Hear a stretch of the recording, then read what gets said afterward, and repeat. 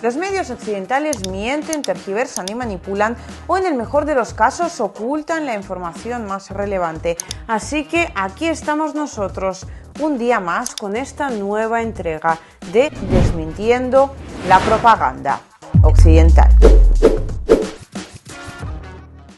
Hoy vamos a tratar de avanzar de la forma más rápida y resumida posible, puesto que las noticias son bastantes y algunas además van a tener que quedarse probablemente para el informe de mañana, así como el informe detallado, por poner un ejemplo, de lo que está aconteciendo a día de hoy en la región de Kursk, donde Ucrania está llevando a cabo su invasión y el precio de la misma. De momento, muy brevemente, otros 19 soldados han entregado en masa, soldados ucranianos, al ejército de la Federación de Rusia. Estas entregas se producen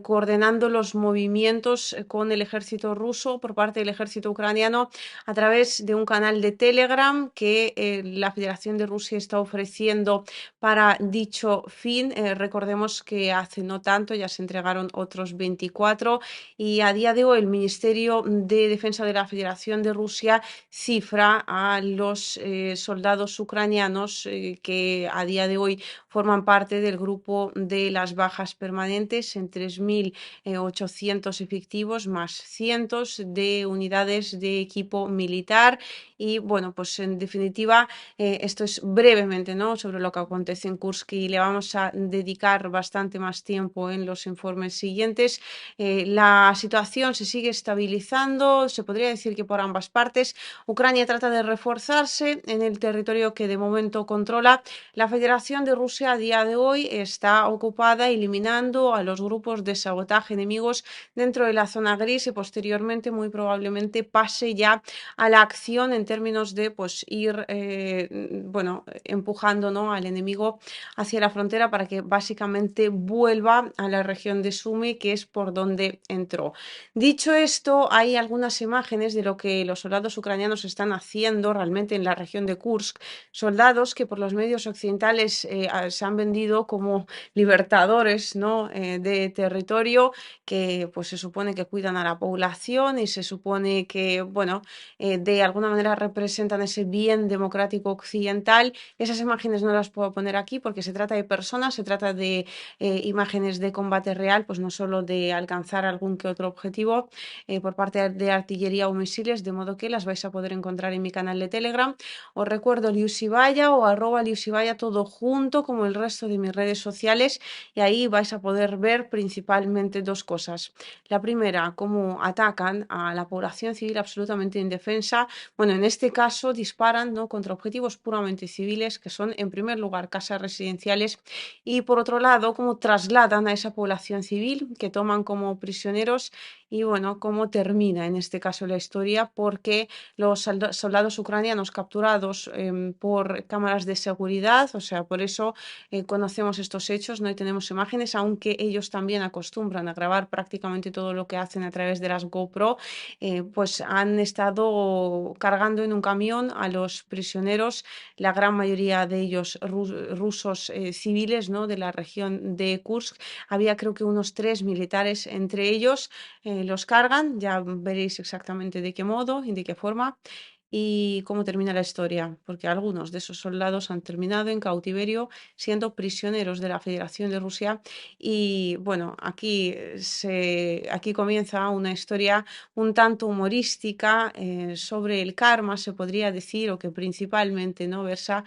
sobre cómo aquello que haces puede tornarse contra ti. La historia de Pechorechka, que es una cadena de supermercados de la Federación de Rusia, y si queréis que os la cuente, pues me lo dejáis en comentarios y le dedicamos un informe completo de cómo pues los soldados ucranianos que vinieron, digamos, a mofarse, ¿no?, de la tierra de la región de Kursk han terminado siendo objetivo de mofa, aunque bueno, bastante amistosa, a juzgar por las imágenes, ¿no?, y por lo que podría ser si la situación fuera al contrario, es decir, si fueran soldados rusos contra soldados ucranianos o en cautiverio ucraniano. pero sin duda alguna, pues ahí tenéis las imágenes y si queréis que a esto le dediquemos un informe particular, me lo decís en comentarios y entonces comentamos la situación en cuestión. Dicho esto, lo más importante del día de hoy, sin duda alguna,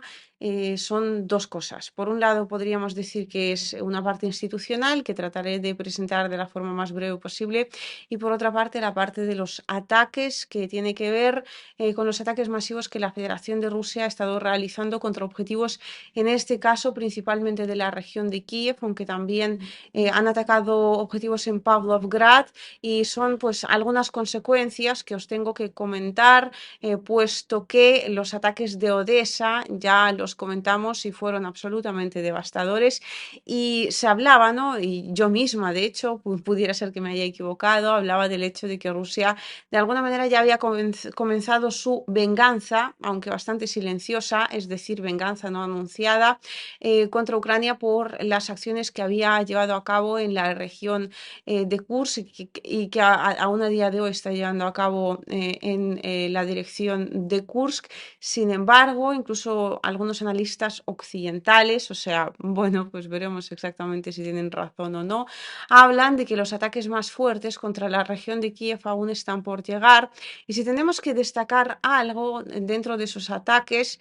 como ya hicimos, ¿no? Con los ataques que se realizaron en la región de Odessa, bueno, son algunas cosas, ¿no? Que los diferencian. Por un lado, el objetivo principal, es decir, el objetivo a atacar, y por otro lado, el hecho de que las imágenes de control objetivo son bastante menos en la situación con la región de Kiev y sobre todo la ciudad de Kiev. Y de hecho, esto tiene que ver con la primera razón, es decir, con los objetivos en sí, puesto que cuando los ataques se realizan, como en el caso de Odessa, contra un objetivo también tan sumamente estratégico como los sistemas de defensa aérea, así como también la aviación ucraniana, y explicamos ya pormenorizadamente por qué esto se hace exactamente y qué objetivos persigue la Federación de Rusia al hacerlo, pero bueno, ahí llevar a cabo un control con drones es bastante más fácil, hay menos guerra electrónica ucraniana, lo cual no sucede con la región de Kiev, ni mucho menos con la ciudad de Kiev, ¿no?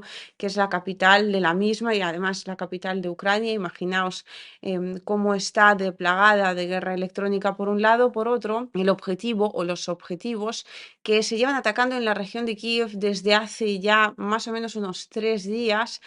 tienen que ver, y algunos ataques de hecho ya los comentamos, y entonces yo pensaba que se trataría más bien de ataques sueltos con búnkeres subterráneos, la gran mayoría de los cuales a su vez tiene que ver con dos tipos de objetivos. El primero, los altos mandos ucranianos, y aquí sí se podría hablar del inicio de lo que es la venganza rusa, puesto que hasta hace un tiempo los altos mandos del ejército ucraniano era un objetivo que la Federación de Rusia mayoritariamente no tocaba, aunque podía hacerlo, y los que barajamos, bueno, de vez en cuando no tenemos contactos con algunas fuentes militares, lo sabemos a la perfección porque muchas veces se conoce perfectamente dónde estos mandos se ubican, y tanto es así que el primer ataque definitivamente de venganza fue llevado a cabo precisamente al iniciar la operación ucraniana en Kursk, como diciendo Rusia que, ojo, te estás pasando tú, pero también me puedo pasar yo porque conozco muchos puntos, ¿no?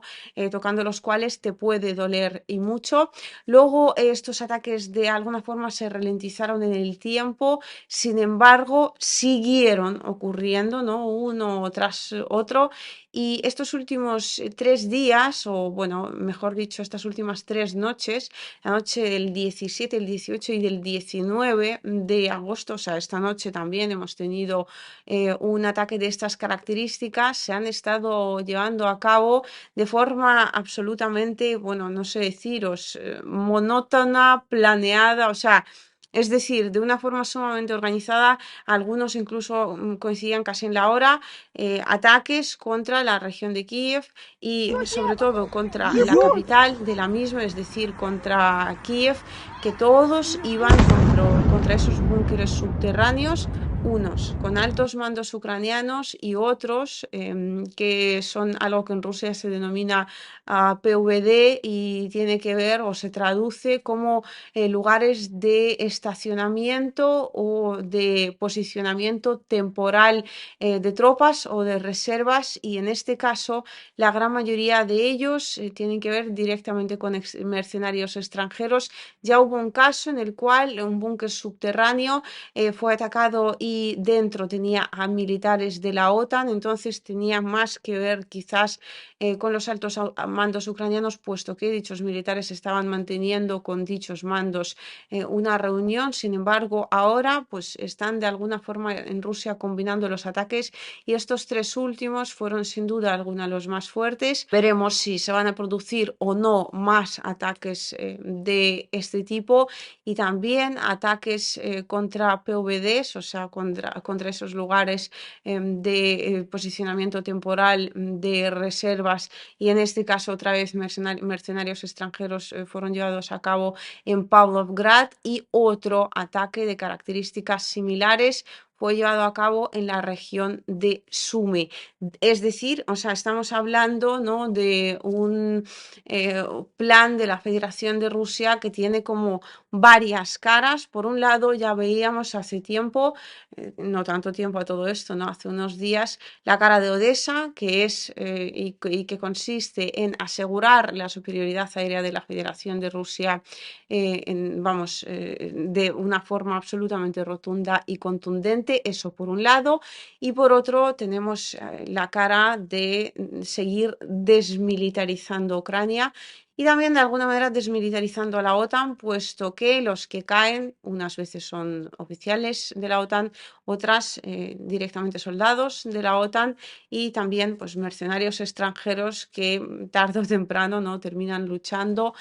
por y para la OTAN. Esto en cuanto a la situación militar. Y luego, en cuanto a la situación institucional, también una cosa muy importante que habría que mencionar: Vladimir Putin recientemente, vamos, hoy mismo, ha firmado un decreto según el cual aquellos ciudadanos extranjeros que quieran solicitar residencia temporal en la Federación de Rusia pueden hacerlo de una forma simplificada. Se trata de personas, ¿no?, cuyos valores morales son de carácter tradicional, como los de la Federación de Rusia, y que sienten que han sido traicionados por sus países de origen. Aquí, de momento, habría que ver exactamente, ¿no?, en qué se traduce, porque la maquinaria estatal ahora se tiene que poner en funcionamiento. Lo que ya sabemos de antemano es que esas personas no van a necesitar un examen, hacer un examen de ruso, tampoco van a necesitar hacer un examen de historia, y bueno, pues conocimientos, ¿no?, generales sobre la cultura de la Federación de Rusia, que suelen ser, sí, necesarios para obtener la residencia en Rusia. Eso por un lado. Y por otro lado, que el gobierno ruso todavía tiene que confeccionar lo que es la lista de los países que de alguna manera se alejan, ¿no?, de esos intereses morales, bueno, intereses, de esos valores morales tradicionales. Y entonces muy probablemente hablemos de ello, porque aunque solo sea ver esa lista, ¿no?, y ver a qué países, me imagino, no sé qué pensáis vosotros, me encantaría leer vuestras opiniones en comentarios, pero me imagino que tendrán que ver obviamente con países de Occidente, si no va a ser directamente, ¿no?, una lista de la gran mayoría de los países que de alguna forma forman parte del bloque occidental, sobre todo, ¿no?, países que pertenecen a la OTAN. Pero sí, ya os hablé en su momento sobre un mecanismo que, bueno, un instrumento, mejor dicho, que podíais utilizar, donde por un lado os podían ayudar de una forma inicial, de forma gratuita, y después, si queríais ya organizar algún tipo de papeleo, también podían hacerlo por vosotros, pero en este caso ya pagando. No era publicidad ni mucho menos, pero bueno, pues ahí dejo el vídeo para aquellos a los que os interese, y muy probablemente ese instrumento también, esa fundación, puede ayudaros con este nuevo procedimiento que muy pronto va a terminar entrando en vigor, de modo que me imagino que cada vez van a terminar siendo más los extranjeros que eligen la Federación de Rusia como su lugar de residencia definitiva, precisamente porque es un país que considera, que comparte su forma de ver la vida y sus valores que en última instancia pues son efectivamente de carácter tradicional.